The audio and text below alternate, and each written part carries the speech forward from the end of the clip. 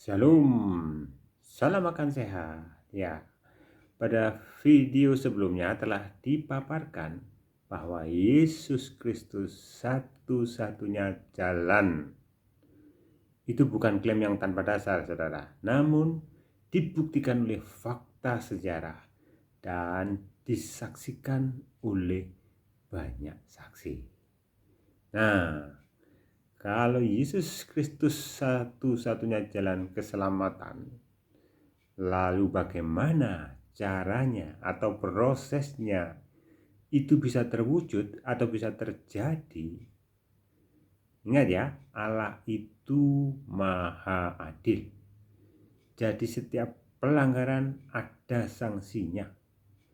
Sehingga setiap kesalahan atau dosa harus dihukum, saudara. Setiap hutang harus dibayar, harus ditebus. Itulah keadilan. Ya, mari kita lihat Roma 5 ayat 8. Bunyinya seperti ini, saudara. Akan tetapi Allah menunjukkan kasih-Nya kepada kita oleh karena Kristus telah mati untuk kita ketika kita masih berdosa. Ya, Ia rela mati ya, menggantikan kita. Kitalah yang seharusnya dihukum mati, tapi Yesus Kristus menggantikan kita.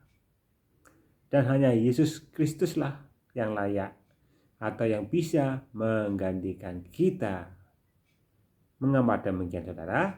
Ya, karena hanya Yesus Kristuslah yang tidak berdosa.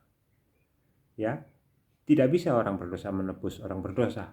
Ibaratnya orang tidak punya uang, tidak punya harta, mau menebus hutang orang lain. Tidak bisa, saudara. Terus menebusnya pakai apa? Jadi yang menebus harus orang yang tidak berdosa. Dengan cara itulah Tuhan Yesus menyelamatkan umatnya. Ia menggantikan posisi kita sebagai orang hukuman.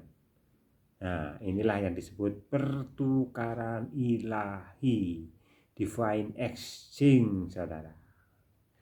Allah mengasihi dunia dengan cara seperti itu, dengan mengirim anaknya yang tunggal sebagai tebusan atas dosa dunia. Dengan cara itu kasih Allah dinyatakan dan keadilan tetap ditegakkan. Nah, ingat ya, yang bisa menebus orang berdosa adalah orang yang tidak berdosa. Orang yang tidak berdosa di dunia ini hanya Yesus Kristus, ya. Paulus, Yohanes, dan Petrus menggunakan istilah atau ungkapan yang berbeda ya tentang ketidakberdosaan Yesus Kristus. Paulus mengatakan Dia yang tidak mengenal dosa telah dibuatnya menjadi dosa karena kita. Yohanes mengatakan di dalam Dia tidak ada dosa. Petrus mengatakan ia tidak berbuat dosa. Jadi ada 3 istilah, saudara, masing-masing saling melengkapi ya. Ini ada makna yang lebih dalam daripada sebuah kata-kata. Yang ada 3 ya. Paulus, dia yang tidak mengenal dosa. Yohanes, di dalam dia tidak ada dosa. Petrus, ia tidak berbuat dosa. Nah, ini bisa saudara temukan di 2 Korintus 5 ayat 21, kemudian di 1 Yohanes 3 ayat 5 dan 1 Petrus 2 ayat 22, saudara.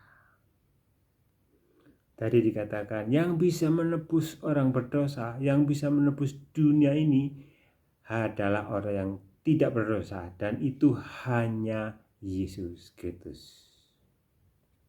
Ya, mari kita baca di Efesus 1 ayat 7, saudara. Sebab di dalam Dia dan oleh darahnya, Yesus Kristus ini ya, kita beroleh penebusan, yaitu pengampunan dosa menurut kekayaan kasih karunia-Nya. Kolose 1 ayat 14. Di dalam Dia kita memiliki penebusan, yaitu pengampunan dosa, saudara. Ya, di dalam Yesus kita beroleh penebusan. Hanya di dalam Yesus kita memiliki penebusan, yaitu pengampunan dosa, saudara. Dosa tidak gratis, saudara. Tetap harus dibayar. Dosa dunia sudah dibayar lunas oleh Tuhan Yesus. Tetelestai, saudara. Puji Tuhan. Haleluya.